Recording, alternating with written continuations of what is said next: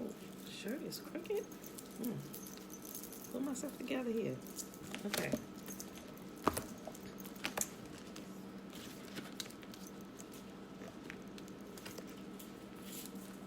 Top of the day, beautiful people. Top of the day. Bet's wobble, bet's wobble.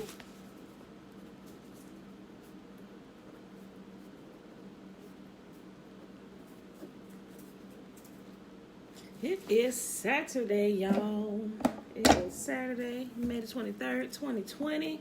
Guess what? We at a new moon day, so you know what happens? Yeah, so starting next week, Sabbath goes back to Saturday. So we will be taking our days of rest on Saturday, beginning next Saturday. Today is a new moon. So if you've been keeping up, as we've been researching, we understand that with every new moon, the monthly count starts over, and also the 7-day count for the Sabbath also starts over. And we begin to look at a pattern. And as we looked at the pattern was that the Sabbath fell on the same day that the new moon fell that month. Some people may not get it until you actually look at it on paper. When you look at it on paper, you actually catch a lot more things that you don't normally catch when you're trying to figure it out all in your head. So that's what I have been doing for like the last couple of years. And then about a year ago, I was like, you know what? I think I talked to a few people about it, but I was like, yeah. And so I started writing it down. I'm like, yep, I'm seeing a pattern here. Yep. So, but anyway, that's the case. Betwabu, yeah, betwabu. All right, y'all. So like I said, next Saturday, we'll go back to the Sabbath days of rest on Saturday for next month. Today begins the new count for we're entering into the third month according to how Yahuwah reckons time and how we are to count our days. So we kind of, while we're here, we're kind of like living by two calendars, by the regular calendar, like today is May the 23rd, 2020, but according to how we count time, how Yahuwah says to reckon time, we're entered today as the first day of the third month. So, with that being said, let's start our reading.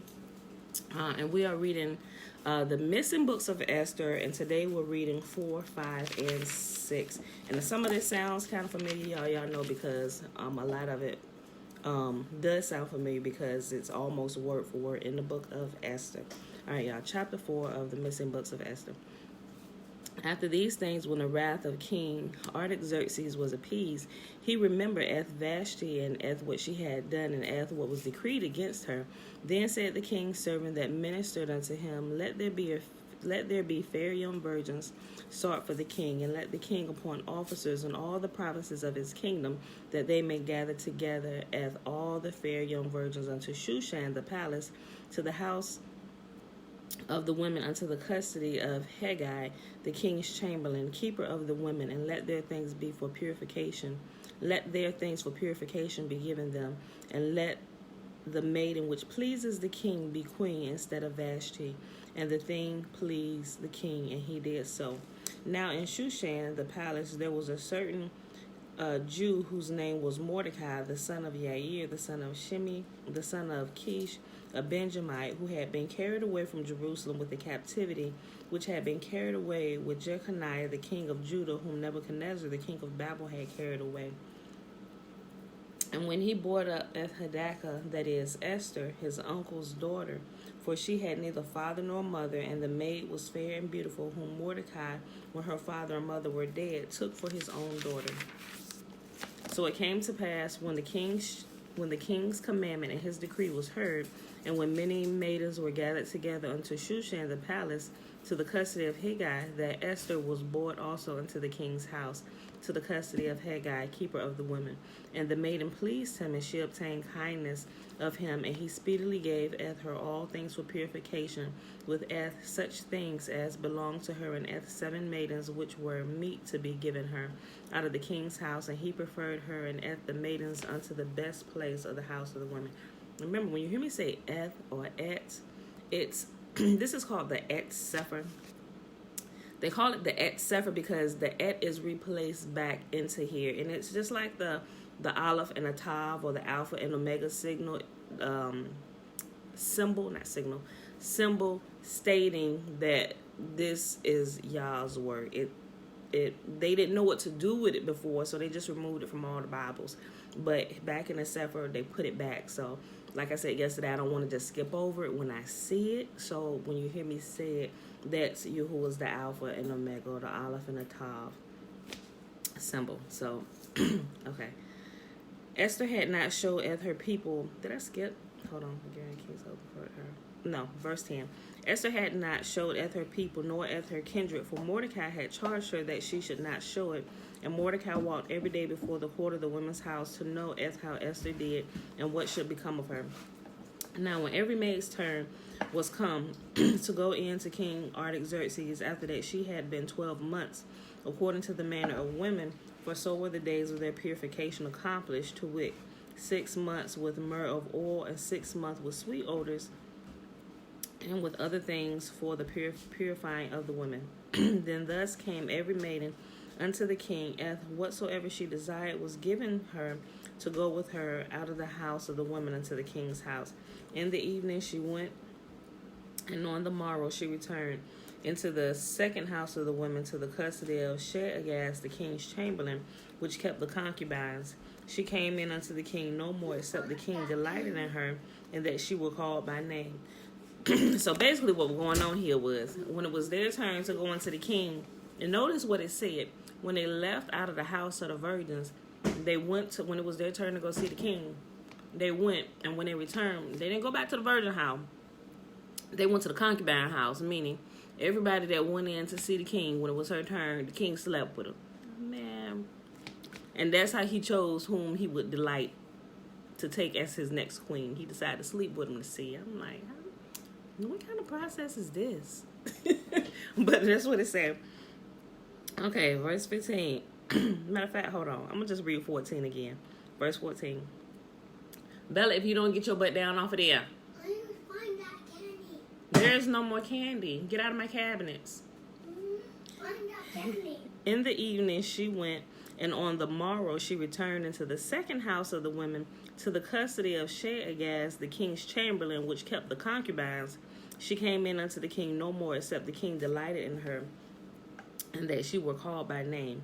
Now when the turn of Esther, the daughter of Abigail, the uncle of Mordecai, who had taken her for his daughter, was come to go into the king, she required nothing but what Haggai, the king's chamberlain, the keeper of the women, appointed. And Esther obtained favor in the sight of all them that looked upon her. So Esther was taken unto the king Artaxerxes in his house royal in the 10th month, which is the month Teveth, in the 7th year of his reign. And the king loved Esther above all the women, and she obtained grace and favor in his sight more than all the virgins, so that he set the royal crown upon her head, and made her queen instead of Vashti.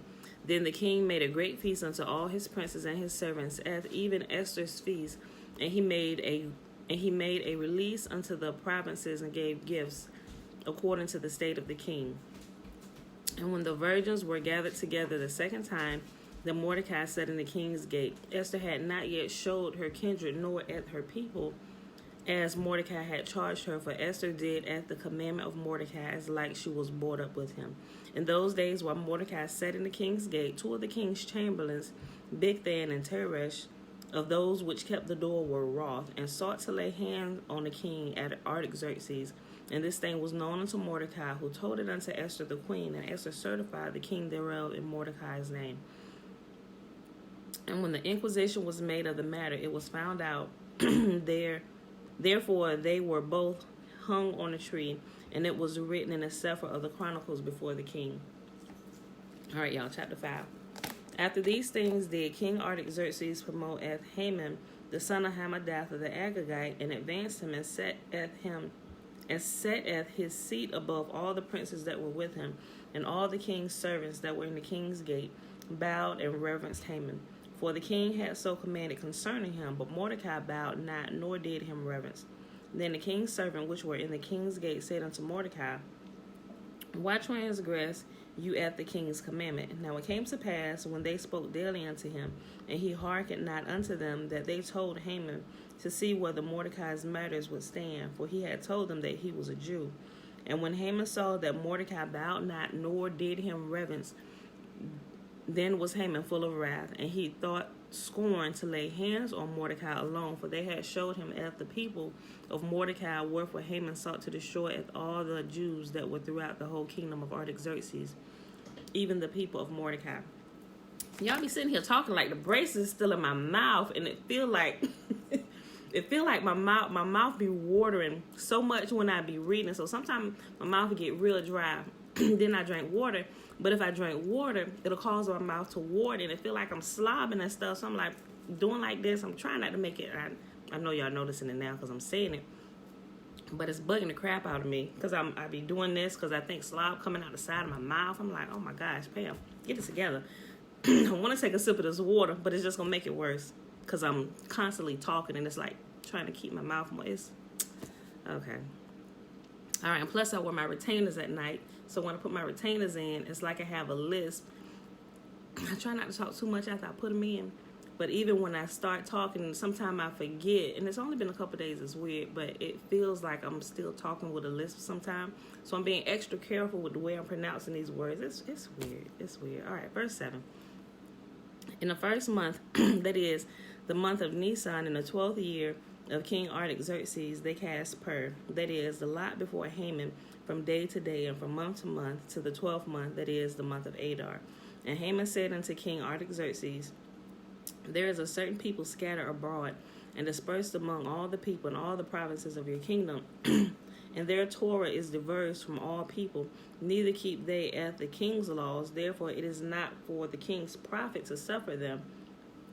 If it please the king, let it be written that they may be destroyed, and I will pay 10,000 talents of silver to the hands of those that have charge of the business, to bring it into the king's treasuries. And the king took his ring from his hand and gave it unto Haman, the son of Hammedatha the Agagite, the Jews' the Jews' enemy.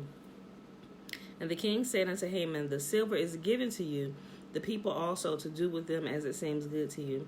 Then were the king's scribes called on the 13th day of the first month, and there was written according to all that Haman had commanded unto the king's lieutenants and to the governors that were over every province, and to the rulers of every people of every province according to the writing thereof, and to every people after their language. In the name of King Artaxerxes was it written, and sealed with the king's ring. And the Sepher were sent by post into all the king's provinces to destroy, to kill, and to cause to perish at all the Jews, both young and old, little children and women, in one day, even upon the 13th day of the 12th month, which is the month of Adar, and to take the spoil of them for a prey.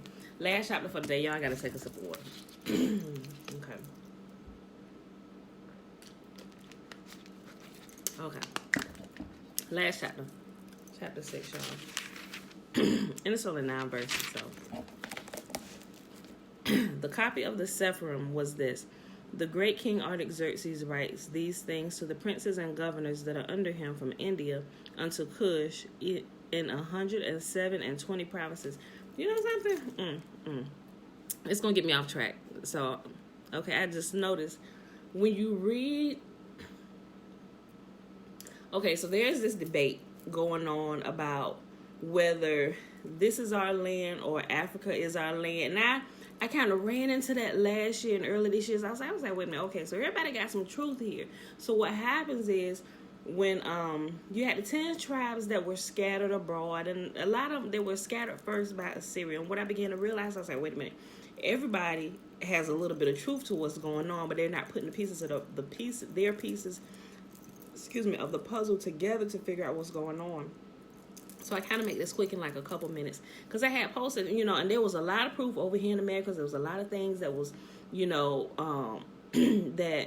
that kind of line up or whatever. But then it's like, wait a minute, some of these things, they're removable. So you can move things and then look at the pyramids. Some of them over here are older than the ones that are found in other places. And so you look at all these different pieces of the puzzle. But if you go back here and you realize when they were scattered and how they were dispersed abroad, you realize some that escaped and they began to rebuild they rebuild like they were at home. So some things were renamed after the places where their original home was. They just renamed it the same place. So it's a lot of things, or granted, there's a lot of shenanigans that's been happening with renaming of a lot of stuff when, the colonizers came or whatever. But what happens is you actually did have Hebrews that were over here who was scattered here before from the 10 tribes. Rub it in. Okay. So that's why, like, when they brought us over here, there were... Tyson, rub it in garments. Okay. Give me a second, because I got to go upstairs and get it. So that's why when they brought them over here, that's why they were Hebrews over here, people who spoke our language, because they had come here beforehand, some time ago or whatever. And plus, South Africa, the Africa and South America is really close together anyway. And the way they teach and the way they have it on the map is look like, oh, you got to sail across a long, long time. But no, it's close enough to where when they have sandstorms over in Africa, that same sand, it hits South America and it also hits Texas. So you got to think about that. You can actually go pull up like news articles and stuff when they have them. Matter of fact, recently I posted a few this year, a few months ago. I want to say it was back in early March, maybe February. It could have been January. But anyway, when they was having them sandstorms, whatever, they were finding some of that sand coming over into Texas. And it's well known that it hits in South America as well, So, but also when I brought that up because the King Artaxerxes, it said, and all the governors from under him from India. We all know where India is at, so we know where all of this is taking place. This is actually taking place over there in that region. So if you pay attention to the little small things and the time markers and the places that they mention that are here, that are still here today, it kind of helps you better align the pieces of the puzzle, So I just wanted to say that, but I'm not going to get too much into that. Okay, and we know that Cush is, well, they renamed it. They named the whole of it Africa now, but a lot of people didn't even realize it was called, the people that live in it didn't realize it was called Africa. It used to be Ethiopia, but they just renamed and split up borders, and they've done some of everything to the land over there, but I'm done. I'm not going to get off. That's like a whole nother different thing. All right, let me start over. I was only on verse 1 anyway. The copy of the Sepharim was this. The great King Artaxerxes writes these things to the princes and governors that are under him from India unto Cush in 127 provinces. After that I became lord over many nations and had dominion over the whole world, not lifted up with presumption of my authority, but carrying myself always with equity and mildness. I purpose to settle my subjects continually in a quiet life, and making my kingdom peaceable and open for passage to the utmost coast, to renew peace, which is desired of all men. Now when I asked my counselors how this might be brought to pass, Haman, that excelled in wisdom among us, was approved for his constant goodwill and steadfast fidelity, and had the honor of the second place in the kingdom, declared unto us that in all nations throughout the world there was scattered unto a certain malicious people that had Torah contrary to all nations. It's talking about y'all's people and how they were scattered. They were constantly being scattered because they were constantly doing what was wrong. That had a Torah contrary to all nations, and continually despised the commandments of the kings, so as the uniting of our kingdoms honorably intended by us cannot go forward, seeing that we understand that this people alone is continually in opposition unto all men, differing in the strange manner of their Torah, and evil affected to our state, working all the mischief that they can, that our kingdom may not be firmly established. And what was happening was the Torah that they were following, it was a Torah of righteousness. All the other kingdoms, they just combined their wickedness together, so that's why Yahuwah, he labeled it out, and he literally set things out very specifically for his people to follow, even down to how they cleanse themselves and how they eat and what they're to eat, because it separates you.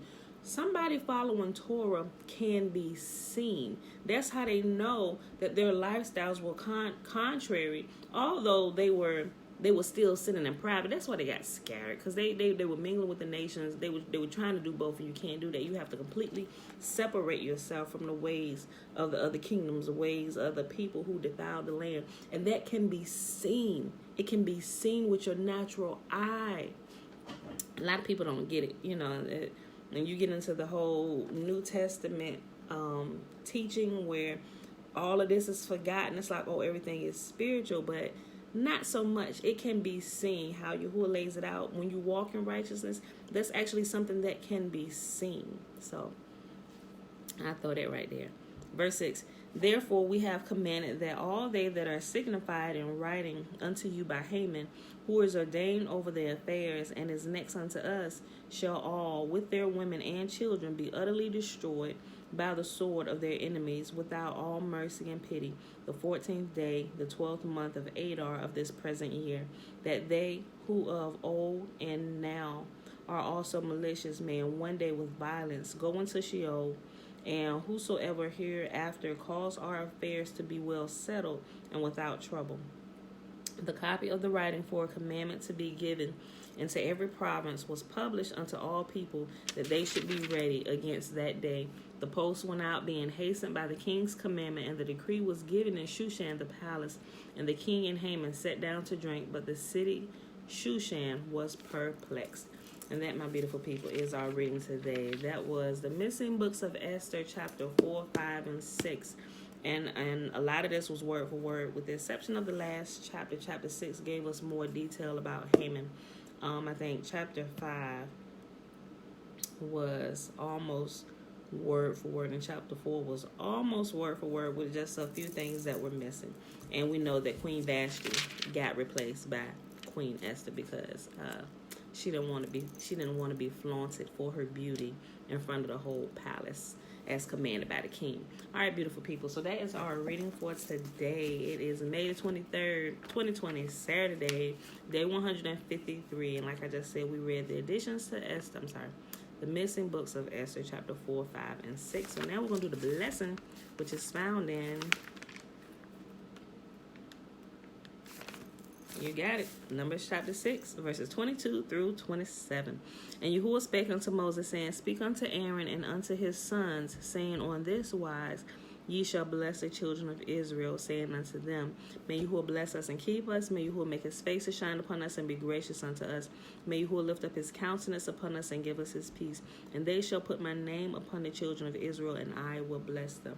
And if you notice here, Yahuwah calls it out. He said, Speak unto Aaron and his sons. Aaron and his sons are the high priest and the Levitical priesthood. It is the priest, remember? It's the priests who teach and bless and do all of that. And Yahuwah said, then I will come and I myself will bless them. So that's just a little nugget, something to remember, to pay attention to as we go through here, because we notice if anybody get out of line with that, they end up dead or something happens to them because they're not following proper protocol. All right, beautiful people. So that would be, with that being said, I love you all, and I will see you bright and early, 7:30 Sunday morning. Peace.